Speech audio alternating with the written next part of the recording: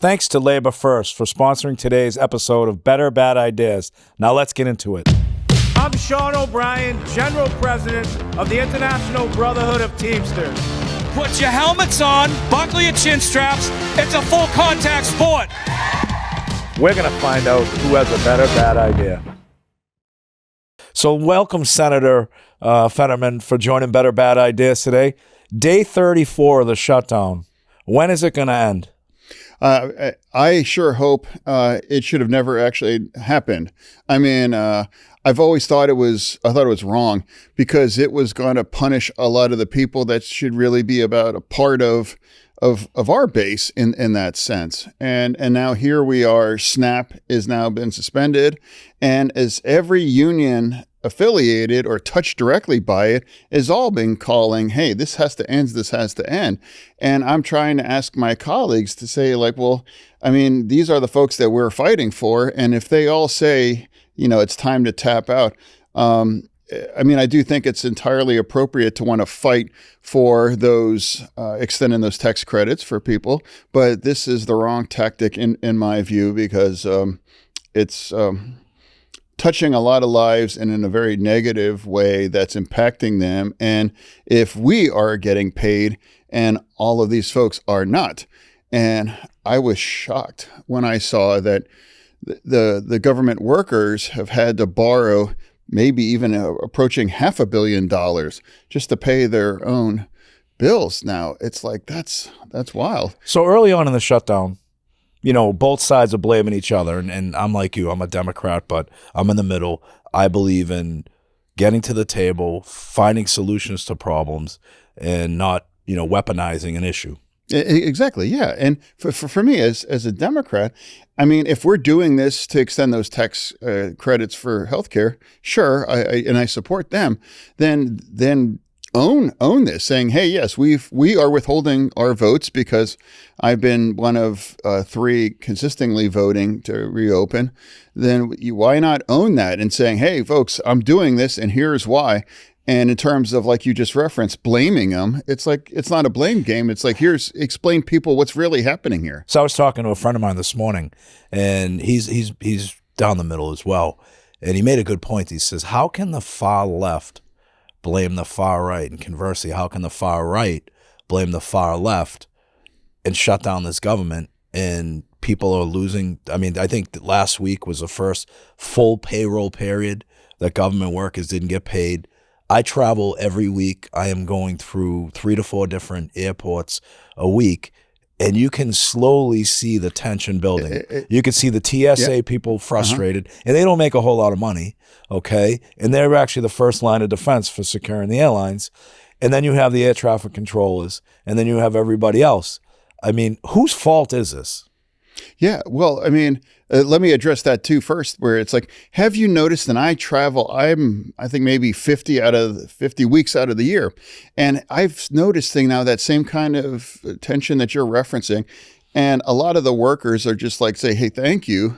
You know, and then the ones that don't know, they are angry, assume that I'm part of like keeping things shut down and they're not getting paid. And if you notice that more and more, and when I just flew out, you see more and more flights delayed or canceled on the boards now and things. And I'm shocked that people are willing to now make and tax the air traffic controllers their lives. And now, like, do we really want to deal with that? And by the way, the air traffic controllers prior to this shutdown, and I have a tremendous amount of respect for them. Oh, yeah. Tremendous amount of respect, the work that they do. But they were shorthanded. And I don't think anybody denied that fact, whether it was President Trump or Congress, that, hey, the airlines are, you know, the airline traffic controllers, we've got to fund some money to hire some more people. But getting back to, whose fault is this right now? Yeah, well, no, I would have to say, in terms of if it's where their fault, it's like, what's driving it? What's behind it? And I would say that it would be, I would say that it's my party in this. As a Democrat, I'm a Democrat as well. You know that. Yeah, I would say that because we are defined. It's defined by who is voting to open that and to follow the Democratic. I'd like to remind listeners too, the CR, that is a Biden one. That's been Biden. We've voted on that I forgot lost how many times. And now who is withholding those votes? And that's us. And now, for me, five Democrats are separating between us reopening and a government for a nation of 340 million has really been, seized. So you reference there's three folks that voted to end the shutdown. Yourself, Senator Angus King, independent from Maine, and then we have Senator Cortez Mastro, a Democrat from Nevada. And you've been consistent all along. I have, and I don't care if it's a Republican shutdown or now like as a Democrat shutdown. It's wrong, and I think here as a U.S. Senator, that is a core responsibility to keep our government open and find a way forward because that is democracy. Now, they have their priorities, we have our priorities, and we meet in the middle and figure out what we're going to move forward with that. And now, for me, I do fundamentally believe that that there is a path forward to talk about those tax credits for the health care. But if we shut it down, then we're getting none. It's like, SNAP and all these people aren't getting paid. And we're not getting those tax credits either.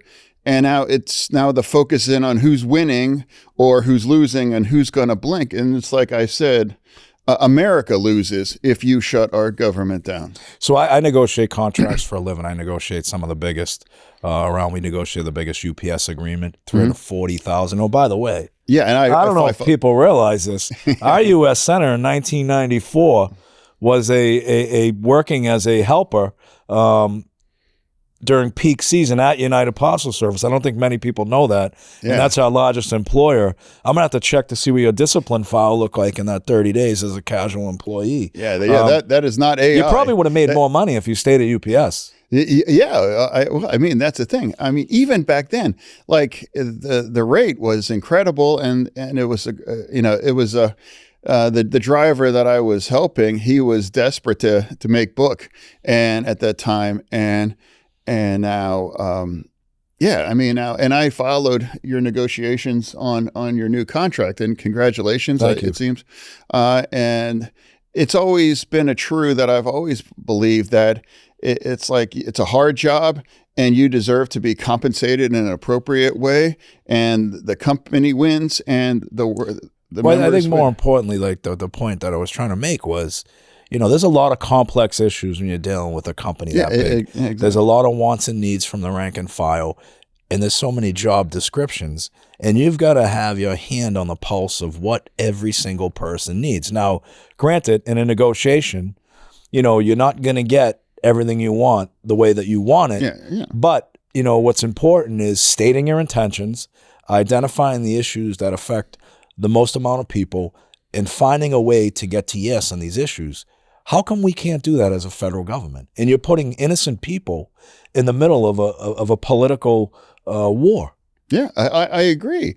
And now for me, and as for our party, the union way of life for me is sacred. And now when those members and these unions are saying, whoa, we're done, you're done. And now it's like, well, then what are we fighting for now? It's like at this point, and now I thought that was really, very profound in a moment. And it was really affirming for me why I've always really been on that one side that, as you just referenced, negotiate, and it's complicated. And now as things are getting more and more polarized, and social media is kind of king to communicate, complexity really goes where to die. But I do believe you forget that, and I fundamentally believe that there is a path forward to that. And we are not voting for something controversial. We are voting for these kinds of tax credits that we, as a Democrats, designed to expire here. And this was how... Well, it was going to sunset December 31st anyways, right? Correct. And that, we designed that to do these things because we all agreed that was a response to COVID. So this was our priority then, and it is now. And the Republicans can say, yes, we agree with parts of it, but we have to negotiate that. Let's reopen this and we can have that conversation. So this is the same CR that was voted on in March that Well, and before and prior to that, March, I mean, you said, you referenced earlier in the conversation off air that, you know, this is something you voted on historically, and it wasn't even as controversial. And then the same thing that's on the table right now was the same thing that was voted on in March. Now, some of the people, and again, you're closer than anybody else, and you know, you make a great point. Social media puts out so many false narratives. It's hard to grasp exactly what is going on. Now, this pushback on this most recent shutdown, just to be clear, when this happened the first week, we were the first union to come out and say, look, end the shutdown, pass a clean CR, keep negotiating, do not shut down this government. Now, at first, everybody dug in their position, right? You know, you had people blaming the Democrats, people blaming the Republicans, unions not taking positions, some unions did. And now I think everybody has a consensus, you know, pass a clean CR like it was done in March. And a lot of the criticism is being thrown at the Democrats because a lot because of Chuck Schumer, the assumption that AOC is going to run against him in 2028. Now, I always say to people, you know, because we're a political organization, look, if I make a decision that's in the best interest of the organization and it hurts me, so be it. Why shouldn't we be thinking that way? Or why shouldn't Chuck Schumer and the Democrats be thinking that way? Well, what you just said, that's my definition of leadership, of just you're willing to do things or vote for things that might move against your own political interests. I think that's the definition of leadership. And I really I led the charge back in March. I said it's wrong then to do this thing. And now remember, many of our colleagues come from very deep versions of either red or blue. And as a Dem blue, and now even by March, party was in the throw of, you got to have fight. You got to do something. I mean, we need leverage. We got to do something. And we were able to come together to have enough votes to break cloture. And that's a different conversation about the filibuster. But regardless, the blowback was severe and swift. And now I said, well, I'll be the same place in September. I might be the only guy. And I was actually pleasantly surprised that there was at least two more with me, because people weren't willing to even share before. Well, and I'm like, math, what's our math? You know, why can't we talk about our math? And that's where I want to know, but I assumed that we wouldn't have enough, but how many? And I was willing to be the last one, because that's what's the right thing. And I'm very much aware that can move against my political interests, because that's the wrong thing for our country. And that makes it easy. It's like country over party. And remember also a lot of the unions and the lives that are touched now here, you know, 42 million Americans that depend on SNAP. I mean, isn't that like parts of the core? Now, when the shutdown first happened, you didn't hear anything about SNAP. You just heard about, hey, the government shut down.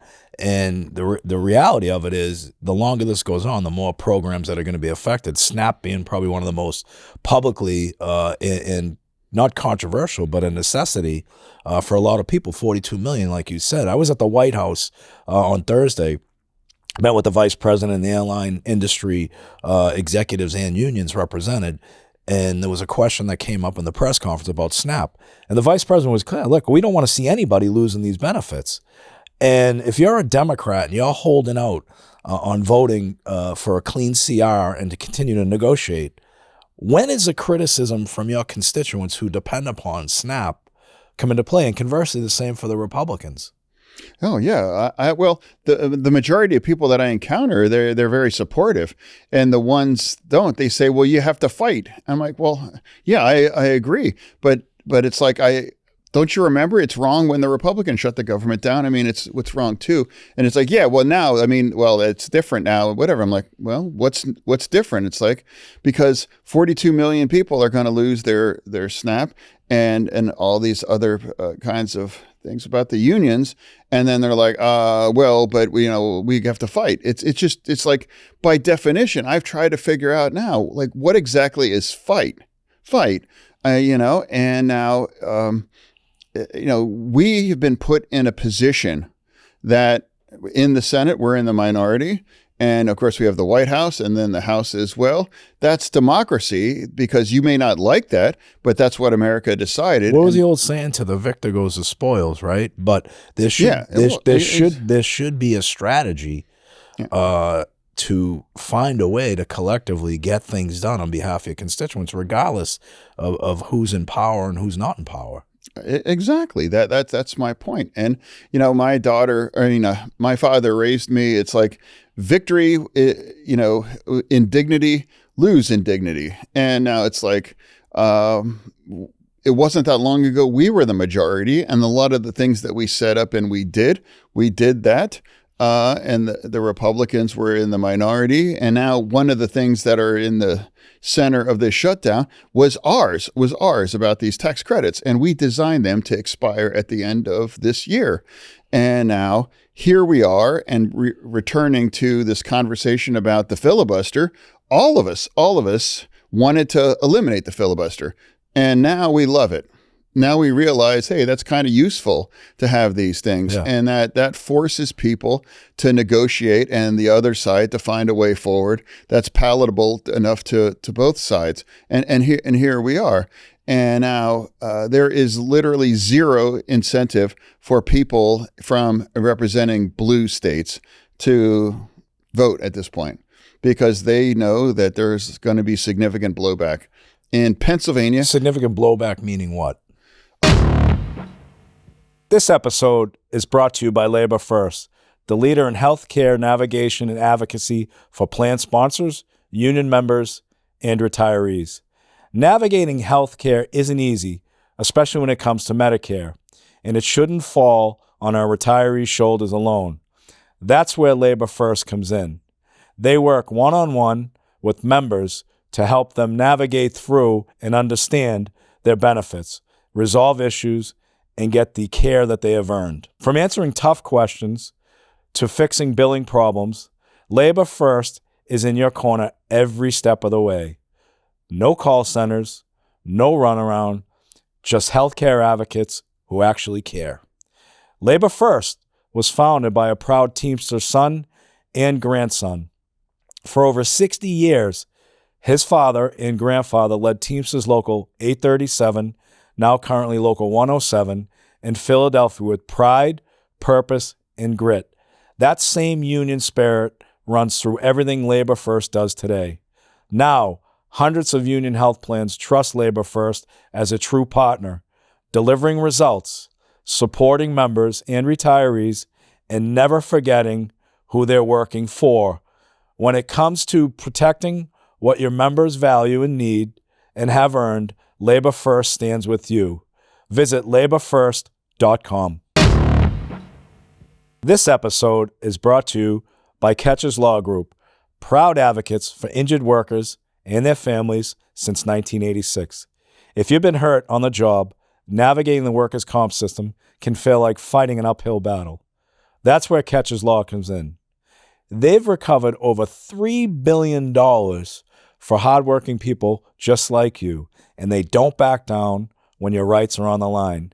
They know what it means to stand shoulder to shoulder with unions and workers across the country. Because at Catcher's Law, it's not just about compensation, it's about justice. To learn more, please visit catcherslaw.com. That's KECHES law.com. And I've got to tell you, I've had the distinct honor and privilege to witness how hard Catcher's Law works for injured workers across this country. They make certain that our members and working people across this country get the justice they deserve. And when you get hurt at work, navigating that system is very, very difficult. And the most important part of injured workers is to make sure that they get the justice they deserve, and Catcher's Law delivers every single time for injured workers and their families. Again, visit catcherslaw.com. That's KECHES law.com. Oh, Blowback. Oh, my God. Like the fury and the criticism, and, you are, what's the word they always say? You are complicit. Yeah, that's their, you're complicit with Trump, or you're complicit for autocracy and all these things. And I'm like, no, that's not what it means. It means we make sure our government is open, and that's a core responsibility for me. And now here in Pennsylvania that I represent, Pennsylvania keeps you honest. Pennsylvania keeps you honest. And you can't forget that you're not in an own echo chamber And you have to realize there's the other side, and they're not all fascists. They're not all Nazis. They're all here to destroy. You know, Yeah. that narrative is Yeah. getting old, and it's fucking completely, Oh, because yeah. you take a position that people don't agree with, that's in the best interest of your organization, your constituencies. You're a fascist. And that's a great point. Yeah, the organization, you have your organization, and mine is really the Senate, but also the federal government. And right now, it's astonishing. It's astonishing to me that there are 5 senators now. There's 5 votes that stops from opening up our government. Are they gonna be able to flip those 5? Or I mean, you're in these conversations, I would assume, every day, and it can't be easy. I got to believe, being, one of 3 that are actually trying to get this government reopened, taking positions that potentially could, be catastrophic to the future in politics, but it's the right thing to do, right, by the American people. What is it like? What's it like walking through the Senate, knowing that you're one of 3, or one of 2? We have an independent as well. Like, what's the attitude towards you? It's difficult in the sense that I really haven't had a lot of conversations with my own colleagues in the caucus, because, I've tried to explain that, Pennsylvania keeps you honest. And I realize that it is not the same way you might think it is if you're in a deep, deep blue state. And now we have to figure out why we lost. And maybe that might be part of it. And now if our unions are saying, you guys got to cut the shit and open it up, it's like, maybe rethink of some of these things. And we are losing the place that 2 things must be true, whether that's the complexity of it, but 2 things are true. It's like our government stays open or is open, and we can fight and negotiate. We can negotiate for those tax credits, because I do believe many of those Republican senators will have constituents, will find value in that. Hey, we'll have those. I'm not going to believe in red states. People depend upon SNAP. Yeah, exactly. Yeah. Right. Nobody, like, hey, are you Republican or Democrat if you're hungry? And I promise you, the people that rely on SNAP don't give a fuck who's going to blink or who's losing or who's winning. It's like, like if I have 3 kids and our school week is starting and I'm going to pack their lunches, and it's like, hey, there's nothing on the card now. It's like, that's a fail. That's a serious failure for us. And that's a disgrace, because we are getting paid right now. And now, I mean, all of the Capitol Police that defend us and keep us safe, that they are not paid Well, either. we get back to public safety, right? And when you compromise public safety, and we are probably, and I say this all the time, we are the luckiest people in the world to live in the greatest country in the world, America. But when you're thank you. That's absolutely true. Absolutely. America, there's no close second for that. That's why I've always fundamentally believed that. Yeah. We're having such a public fight, and we shut down one of the most prominent countries in the world.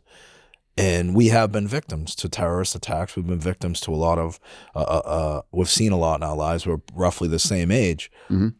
What does this fight in Washington, D.C., and this shutdown mean to the safety of this country and this great nation? Oh my gosh. I mean, it's like, what message are we sending to our allies and our enemies right now? Like, we can't even keep the lights on. And it's like, people, they must be thinking, we have such bigger problems in our respective nations.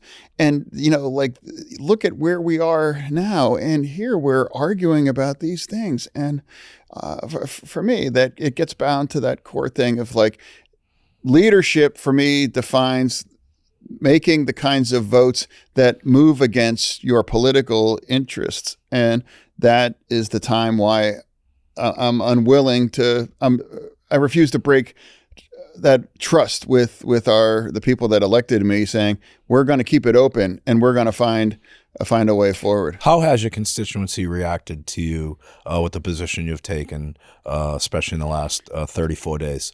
I mean, overwhelmingly, at least, I go everywhere in public, and none of us have any security or anything, and I haven't had I haven't had a negative reaction. People might say, "Hey, what about this?" And then I'm always happy to have that conversation. But overall, people really understands, and the thing I consistently keep hearing is common sense, common sense. It's common sense kind of an approach. That's a pretty noble way to try and end this. Like, let's get in a room, let's have some common sense, let's have some discussions, and let's figure out what the R's need, figure out what the Dems need, move forward. Holding each other hostage while putting, government workers, in the middle of it. You put government contractors, you're putting people that depend upon SNAP to feed their families all in the middle over what? Because the people that could solve this problem are still getting paid every week. The people that could solve this problem are still living pretty good. They're not worried about what's going to happen in the next paycheck. And then look at the military. What is the status of the military pay? Gosh, yeah. What is the status of military pay in a shutdown? Yeah, well, that's the thing. Like, we have the most lethal and the most powerful military in the world, and we got them paid because of a generous donor. Like, what kind of message are we sending to the world, primarily to our enemies? And now, like, that's my point. Like, why would we do this to our own military and to these people and put them in that situation right now? Well, the average person, and you just frame it this way: when you go to work and you're getting paid, you're appreciated, you're gonna perform your job at the highest level possible. Right now, last week, I think it was Thursday or Friday, was the first full payroll period where people didn't get a check at all, or they didn't get any money at all. You think they're going to work every single day, giving their best, putting their best foot forward, saying, I really love my job and I want to do the best I can? I would venture to guess people are second guessing the career choice that they made. Like, I talked to the air traffic controllers head of the union, really good guy, and he said, look, we were ramping up to train people to come in and do these jobs. He says, we've got people that have been here, a short time because it was a shortage. Our fear is, we know at some point the shutdown is going to end, but people may not want to come back to these jobs, these critical jobs, because they don't want a government shutdown every 2 or 3 years, potentially, if parties can't agree on keeping the government open and keeping funding where it needs to be. Yeah, well, what I believe is, like, I think we should collectively remove our ability to do this in the future. It will open. At some point we will reopen. We should. I've the only Democrat now publicly saying this. Carve out this kinds of decision out of the filibuster and make it virtually impossible to shut our government down, regardless of the party. It's wrong. It's abusing our core responsibility to keep it open, and that's I don't mean. If you study the histories of previous shutdown, there are no winners. And it just, all it does is it hurts the people that are like people like SNAP recipients or other people that really. So I don't understand why this is going to continue, other than if you're afraid of the blowback, to be seen as you're just kind of complicit. Now, there have been some court decisions. I think one was Saturday and there was one maybe Friday, or maybe there's been 2 decisions made, different states, where federal judges have said, you've got to restore the SNAP benefits. Yeah, well, they are, and that's not a surprise, but that exert all of that emergency funds. This is not an emergency in the sense that this isn't a disaster or we didn't have like a pandemic kind of a thing. This was our choice. That's an emergency. That's a vote. When you say our choice, that's the Senate's choice. Yeah, exactly. That's a choice. But when we use those funds, and I'm glad we are going to pay people, but that's effectively maybe 2 weeks. That's not a solution. That is not even a Band-Aid, and remind people that we're going to be at the same place right now. And that's here we are again. And when you are breaking glass for situations that was never designed to be a break glass situation, just cut the shit and let's just stop worrying about, the blinks or who's winning or losing. It's like, just, hey, all right, this thing has run its course. We really got to stop this. So on the critical Democratic side of things in these states where you've got a lot of governors in the blue states, condemning what's going on, and more so now that the SNAP benefits are on the table. What responsibility, what pressure does this put on these state governors and state legislatures now? I mean, when you're dependent upon a federal government program and you think it's going to last forever, now it comes to an extremely quick halt. What's the responsibility on these governors and these legislatures in the blue states and red states to make sure that these people, their constituents, instead of pointing fingers, do they have the ability to find solutions on a state level? No, I hope all of those folks just call the leadership, privately, and just be like, yeah, you got to, if that hasn't already, if that it's not even already, we really got to cut the shit. I mean, this is just bad. There are no winners here. It's just a disaster. It's a sad, lame kinds of a food fight that just really. It makes everybody. It's like Animal House, Bluto. Yeah. Well, yeah. Exactly. Yeah. Exactly. Yeah. Yeah. That's. I mean. And I. For me, it's this like. Why are we still here now? Because you can't be perceived as complicit, or now you're not willing to fight for your values. It's like, no, that's not true. It's not true. That's why it comes down to like a country over party or your own political interests. No, you said Pennsylvania is I forget how you phrased it. What did you say earlier? Pennsylvania is, but Pennsylvania keeps you honest. It's like your conscience, right? Yeah. So when you say that, what has the conversations been like with a guy like Josh Shapiro, who seems to be a pretty reasonable person, smart, likes to solve problems? Are you having conversations with him regarding the shutdown? I haven't, but our government is divided too. Our Senate in the state, and as I was LG, I know that we effectively are in a permanent minority in the Senate. And now, so things are kind of jammed up, and it's not a surprise that the 3 votes are coming from people that represent pretty purple or reasonable states in that sense. And that's why I'm saying, look at the incentive of the people. We had 10 votes back in March. Now we need 8. And there are 2 people that are absolutely never going to vote for this unless it's an absolute full on everything that we want. Now they're going to come from, and many of them come from situations where they're not going to face their voters anymore. They're retiring. There are people like, whether it's like Shaheen or Peters, they're not running for re-election now. And they were part of that, folks, in March, but now they're in the middle now.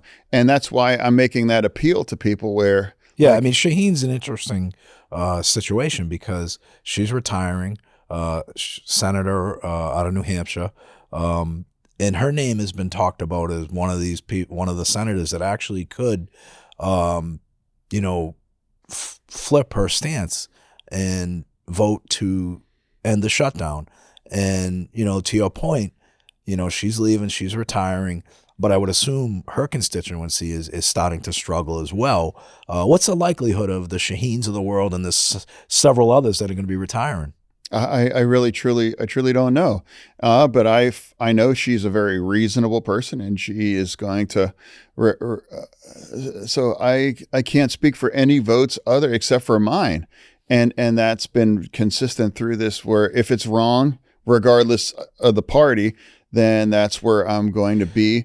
And now it's put me in a situation I take no pleasure in criticizing, or at least holding my party and accountable these kinds of way, but I'm still willing to do it because I think sometimes when you have, when I believe we're doing something that moves against the parts of our base, unions and those that are Working the food people. insecure. Yeah.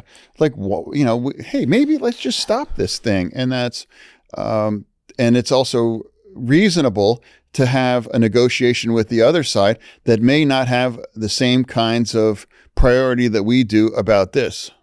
The tough part of any situation, and I think you and I are a lot alike in this way, is we call balls and strikes. I always refer to as balls and strikes. Exactly. I use that exact phrase. Yes. And it's easy because look, if you could be a Democrat, you could be a Republican, you can be independent, you can be anything you want. That's the greatest part about being an American.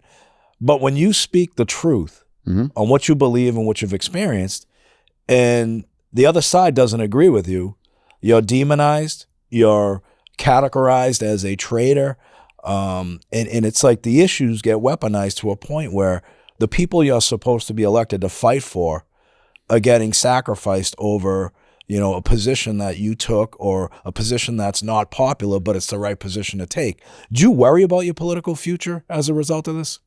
Well, we have to have a future, and our future, to me, like I think where we should be as a party is the kinds of decisions that I'm making right now.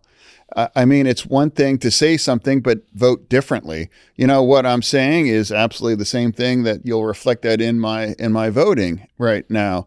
And one thing I also refuse to do is call people names like, you're a fascist, or you Nazi, or don't compare anybody to someone like Hitler and these people. It's like, these are fellow Americans. And if you call like the leader, if you call Trump like a Nazi or Hitler or whatever, then you must seem, well, the people vote for them must be the same thing. Well, you're insulting the people, the majority that voted to put them there. Yes, exactly. And look, we may not like the person in power, whether it's a Democratic president or Republican president, but my point to a lot of this, and I try and make this all the time, you may not like someone, but you got to respect the position, right? And also, for me, even more the position, the judgment of the American people. That's democracy. You may not have to like it, but you have to respect it, and that's where I'm at. And I know, and I love plenty of people that voted for our current president, and so they're definitely not fascists, and they're not trying to destroy our Constitution and our democracy. So what's the disconnection there? And now the guy that's been in the same 3 cycles and won 2 out of the 3 and nearly could have won, back in 2020, it was so close. It's like, we have to figure out, and people are forgetting that we need each other. We need each other. And now we are, well, I've been saying this back in March. I said that in March. We're 2 months into this, like, how long is this? That's 4 years, like, if people have effectively kind of, we really, really have to find a way forward. And now here we are now.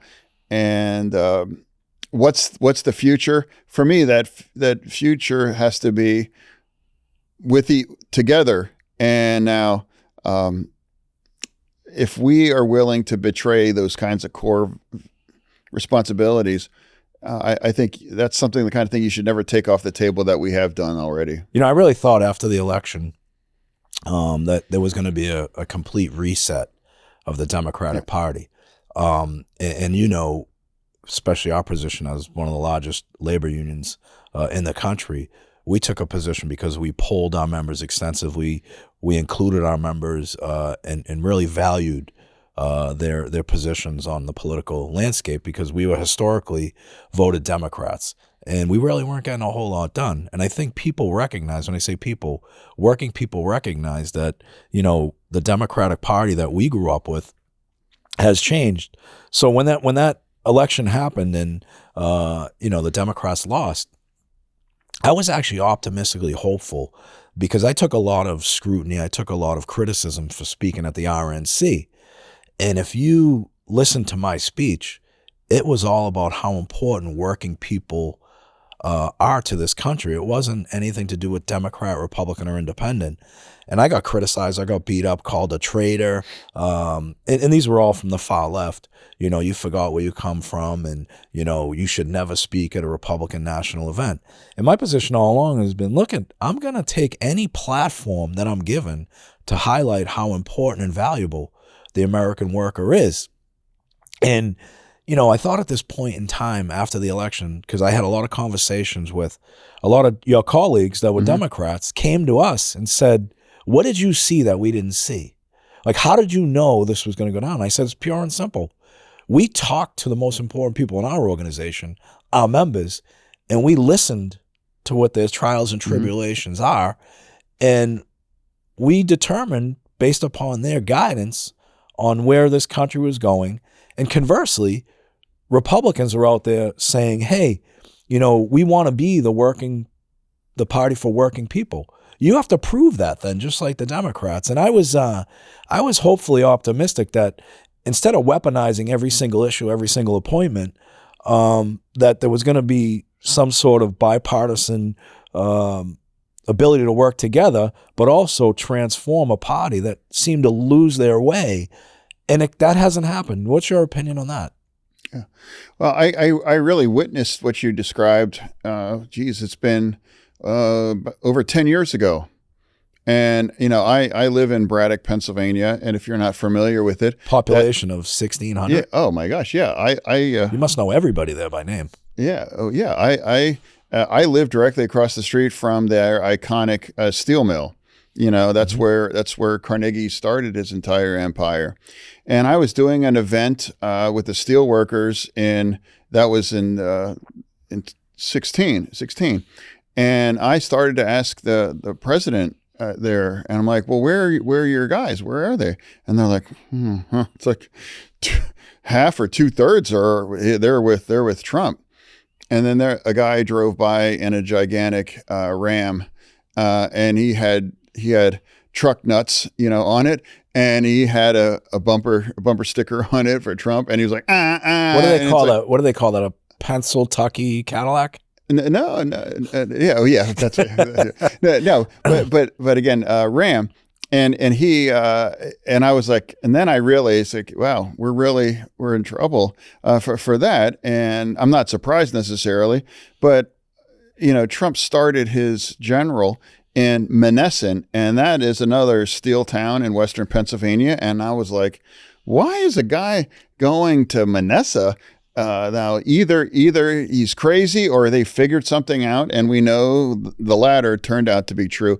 They've created the kinds of connection there with those folks, and that has continued to evolve towards in that direction, and that's why it's a really important conversation right now. And here we are in November of 2025, and the unions and the quintessential working people, and now they're all saying, you got to stop this. We have to reopen our government. You know, like, have we learned anything from some of these? Why these are very competitive? And now people's, you know what our argument used to be? It's like, don't you realize you're voting against your interests?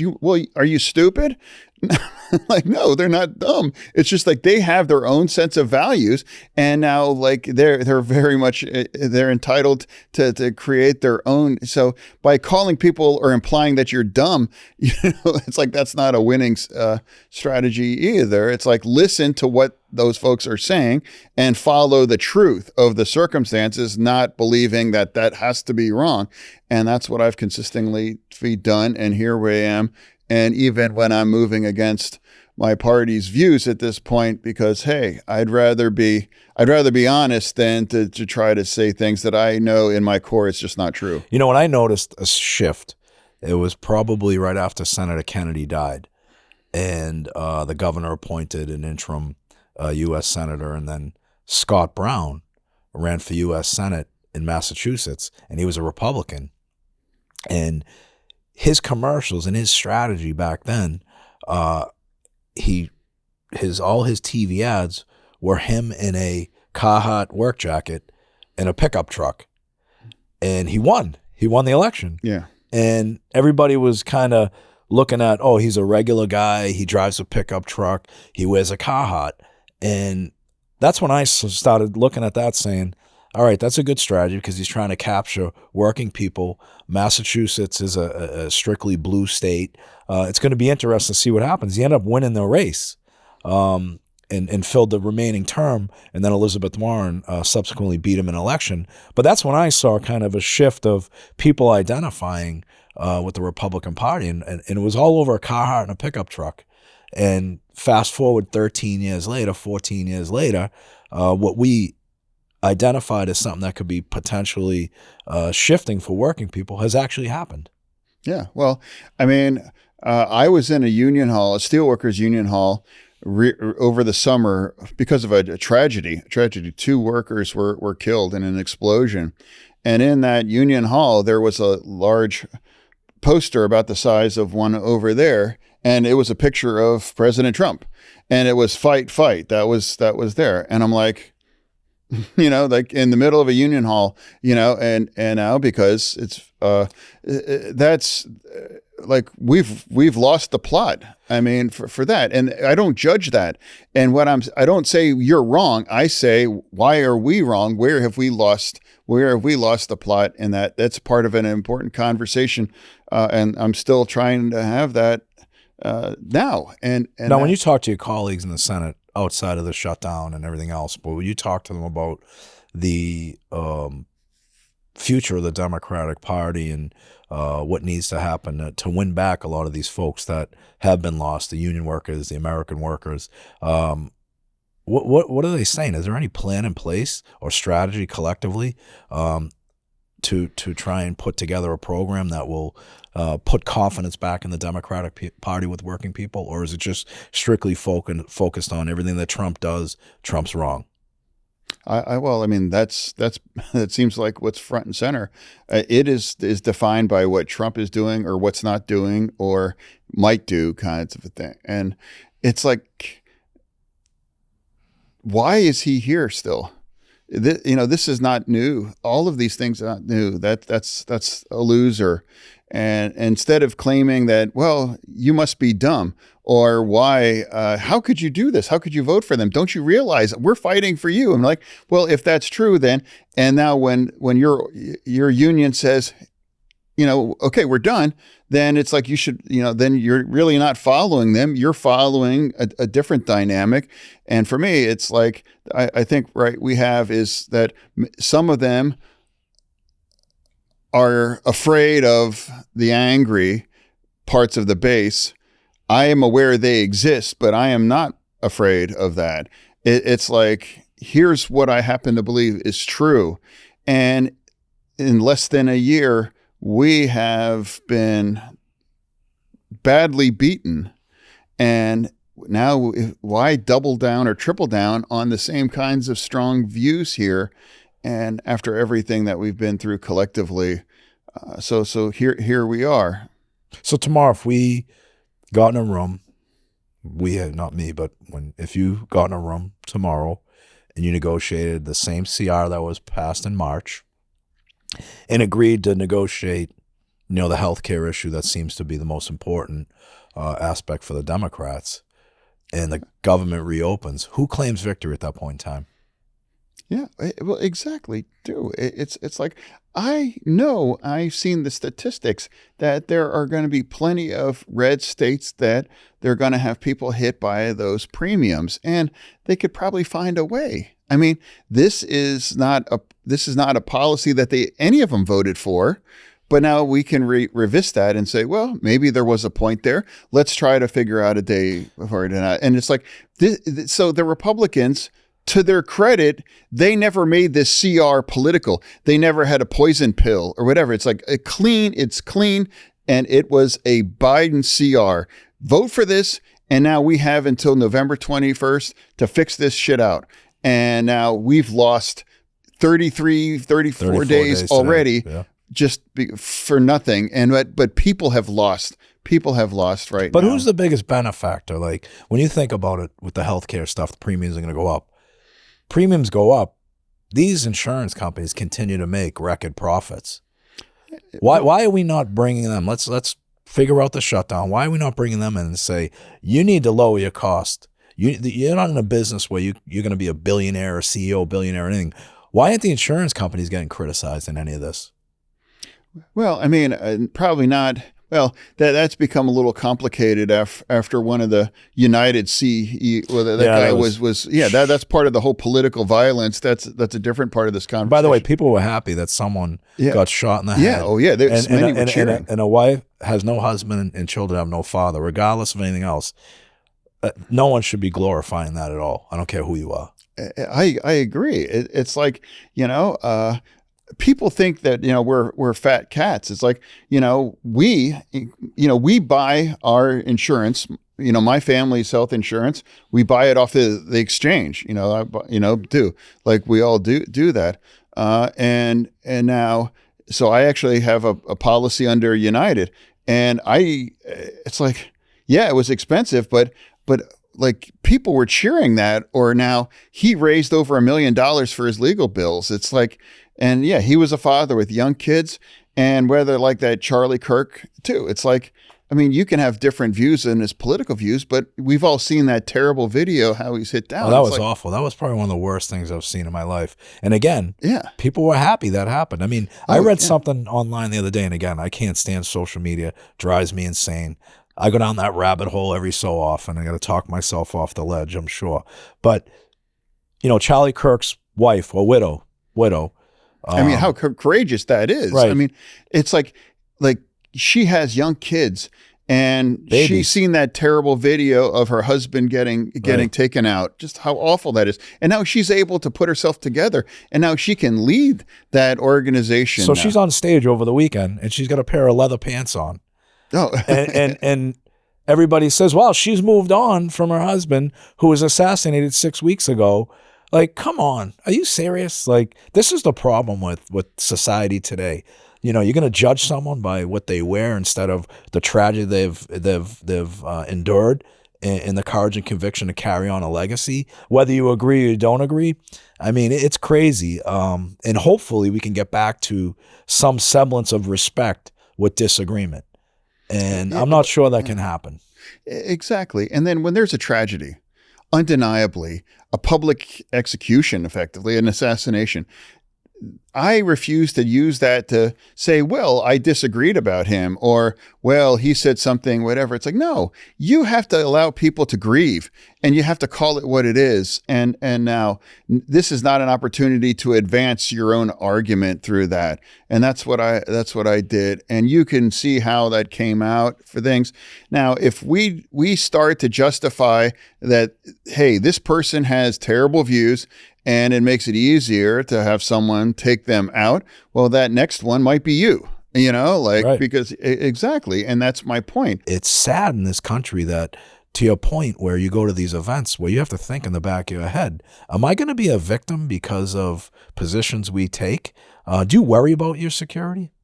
No, I don't. Because if, But what I will say, what you said is exactly on the same thing. I would love to go anywhere and to have that conversation, but quickly, if you can be, like you said, neutral and just find a way forward, then yeah, you're treated like a traitor, or the people get angry at you. It's like, yeah, you got to pick this. You got to, instead of say, yes, I know where my values are, but it's like, hey, right now it's a much different kind of a situation now, and it's make it virtually impossible to find that way forward. But that's what I'm committed to doing, and having conversations like this. Some people might agree with, some people might disagree on. And what's so crazy too? It's like Fox News will invite me on, but MSNBC doesn't invite me anymore. I feel you. And I'm just I feel your pain. Yeah, I'm like, why? I'd be happy to show up there. It's like I'll talk to anybody if they play it straight. And it's like we should be having these conversations. And if you don't even participate them, then it must mean you are in your own bubble. And it's like, I must be, as long as I agree with everything I'm hearing, it's like, you are definitely in a bubble right now. Yeah. And that's why I say, have you seen people that once support you? Like, Bernie Sanders. I like Bernie.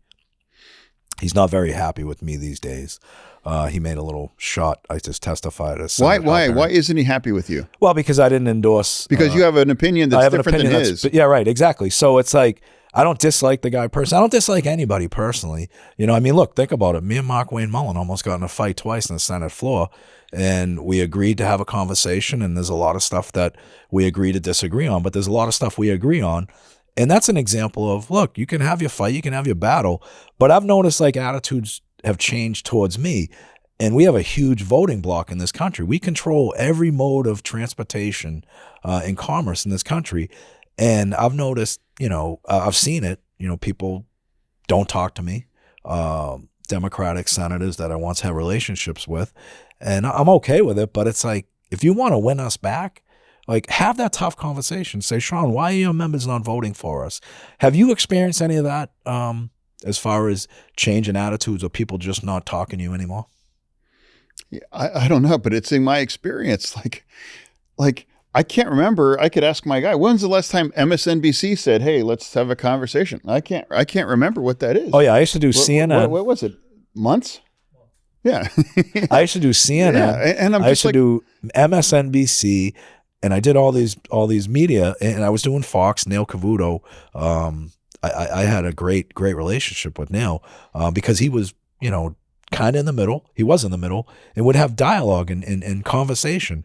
But when you get on these other shows, which we don't get called for anymore, it's like one-sided, 7 minutes. They're trying to get you to talk about something that, contradict what you're saying. And that's why these venues are really important, these podcasts, because you can say whatever the fuck you want, whenever you want, however you want it. And no one, and it's going to be credible. Just about a year ago, I did Rogan. That you're not allowed to do that if you're a Democrat. I'm like, fuck that. I've listened to him for years, and he's a great guy. Hey, Boston guy, by the way. Yeah. Oh, is he really? Yeah, Boston guy. Yeah. Oh, I remember that. I do remember that now. Yeah. And but it's like I did Laura Trump, and people are like, why are you doing? I'm like, well, because she invited me. Right. So I've had that same philosophy because I get criticized by my members as well. Why are you speaking on Fox News? Why did you go to the RNC? And I tell them any platform that we're given, we should take advantage of to explain how important, how valuable our issues are to our members and how valuable our organization is to the greatest country in the world. And it's some people just can't grab that concept. You go on Fox News. Oh, you're a traitor. You're a Republican. You go on MSNBC or CNN News. Oh, you're cowing down to the Republicans, the Democrats, Chuck Schumers of the world, and everything else. It's like, no, we just want to have a real conversation about real issues and find solutions to fucking problems. It's not that hard. Yeah, well, if a network as a Democrat from such a critical state like Pennsylvania doesn't want you on, why? And it's like, well, she invited me, and I'm like, sure, I'll talk to anybody for a conversation because that's an opportunity to dialogue with other people that might disagree with you on things. And I think that's necessary. And it's also really hard to call someone a piece of shit or a fascist if you have a conversation and you get a chance to just know that person, that makes it more and more difficult to do that, saying, yeah, well, maybe they're not so bad, or, hey, they're not this kind of thing. And that's part of, I think, a responsibility to engage anyone that's willing to have it, because it's very, very destructive. And I'll have a conversation with anyone that's playing it straight. And I don't, sure. Yeah. Now let's talk about another controversial item real quick, because I know your time is valuable. Tariffs. Another example. Well, my time isn't valuable, because it's shut down. It's shut down. It's shut down. But yeah, tariffs. Let's talk about tariffs. So tariffs, right? Yeah. You look at them, and I remember in 1993 when NAFTA was passed and all these bad trade deals, and you come from Allegheny County. You were the mayor, and one of your goals and objectives was to bring the steel industry back there. Now you look at a lot of these tariffs that were passed, and I look at the policies that caused all these tariffs and all this job loss and all manufacturing leave the United States. When it was announced that there'd be tariffs put on these countries and we were going to bring back industry like auto plants, steel manufacturing, taxes on motion pictures that are not filmed in the United States, I'm looking at like, hey, you know what? This is a good thing. Like, we're going to bring jobs back to this country, create industries, create another middle-class realm that we lost as a result of bad deals. And I got criticized saying you're supporting Trump's agenda. And I'm like, I'm not supporting Trump's agenda. I'm supporting an agenda that's going to put people back to work, that is going to create jobs in this country, restore, icons like the steel industry in the United States. What are your thoughts on the tariffs? Yeah, I mean, incredibly popular. And that's part of the reason why he has a gigantic picture of Trump in their Union Hall, because it's like they understand.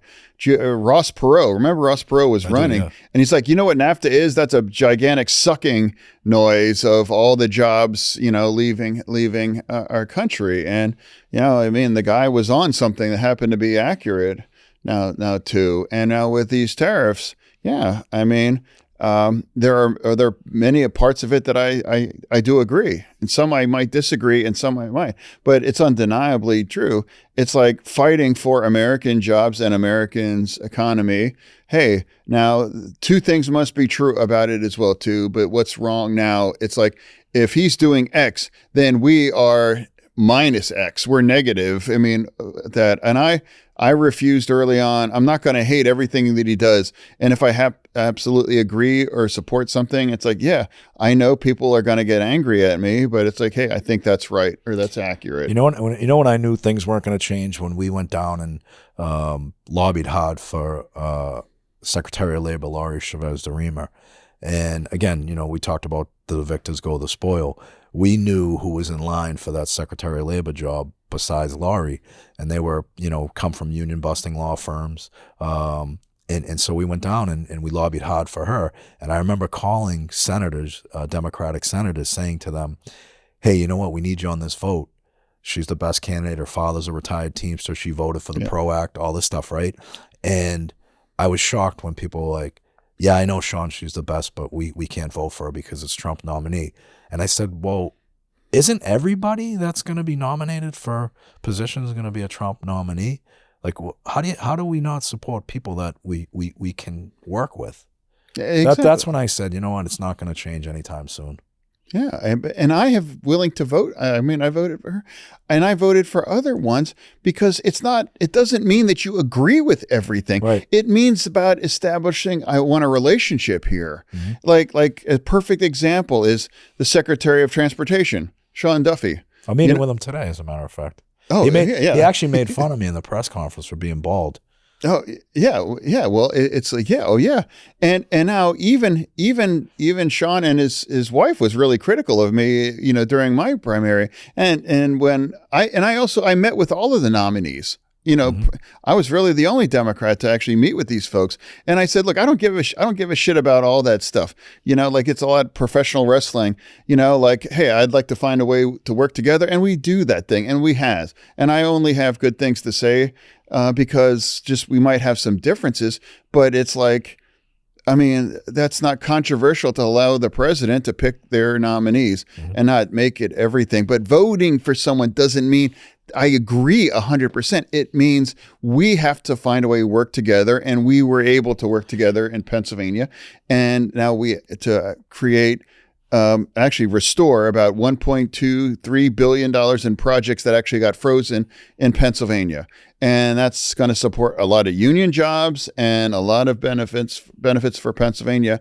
And I take shit to vote for someone, but that's my job to find a way forward, because that's what's more important, not because if I voted for someone that Trump decided to.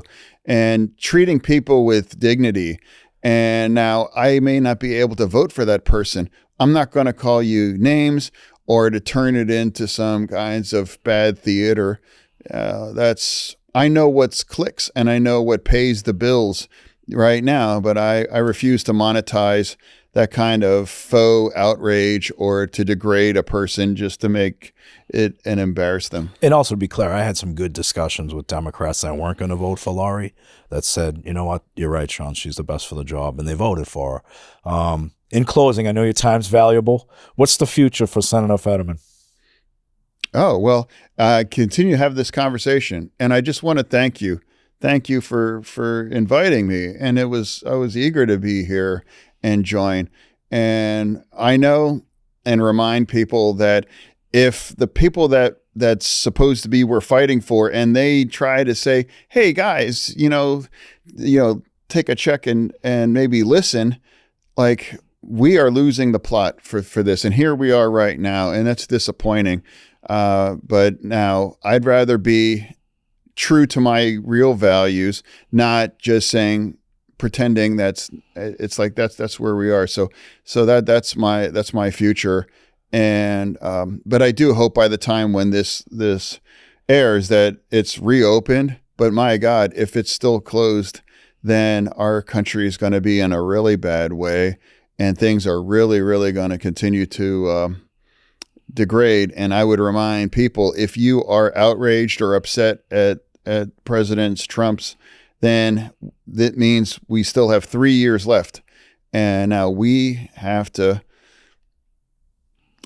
find a way forward because we need each other. And that's why in Pennsylvania, it keeps us honest. And I'm going to keep. So thank you for having me here. I appreciate it. One last question. If you could have lunch with anybody, someone that's not deceased or a family member, who would that person be? Tough question, right? I know what you're thinking. I know where you're going to go. I'll have lunch with you anytime, but not me. All right? No. I'd want it to be. I want it to be thoughtful. Who I want to.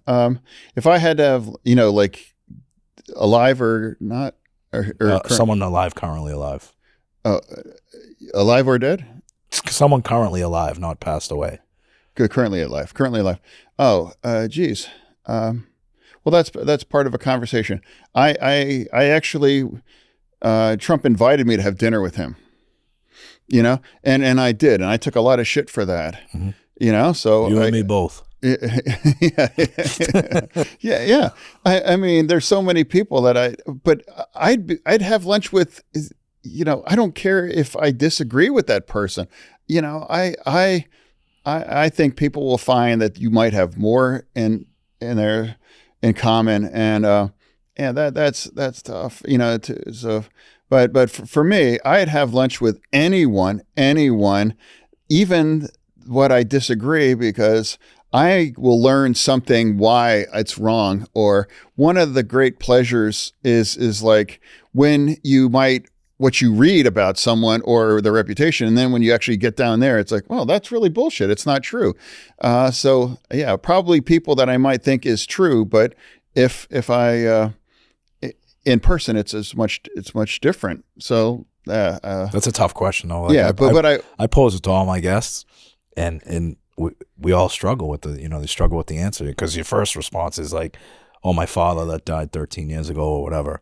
But it's current day. You know who my Yeah, well, I agree. I was going to say, it's like if it was alive or gone, mine would have been if it was someone's that's gone, it would have been my former best friend that was killed in a car accident, right? In '93. Sure. Because in a weird way, what happened to him put me and ended up in that picture that I just shared with you. But right now, I don't have a specific answer about someone that's alive now, but what I would do, it's like probably someone that I strongly disagree with, because you can learn more instead of just creating like a false narrative and a geofence and not to talk to that person, right? Yeah, exactly. I don't know why people seek some comfort in like this weird kinds of online circle jerks, like it's like, well, everyone agrees with me or whatever. It's like, no. I tell people all the time, if marriages were based on disagreements, there'd be 100% divorce rate in this country. Yeah, Right? I agree. And if you are surrounded by people that agrees with everything you believe, then you should wake up and realize that, hey, I either consciously or subconsciously, you have put yourself in a bubble, and you get out of it, because there's a lot of other people that disagrees with you. And that doesn't mean that they are bad people, that they are fascists, or they are trying to destroy our nation. Find a way forward, because that's a fact, and that's what America is. Well, listen, thank you very much for being on Better Bad Ideas. I truly respect and admire the work you're doing on behalf of your constituency, but also on behalf of the American people. Thank you very much, sir. Yeah, well, thank you for your work.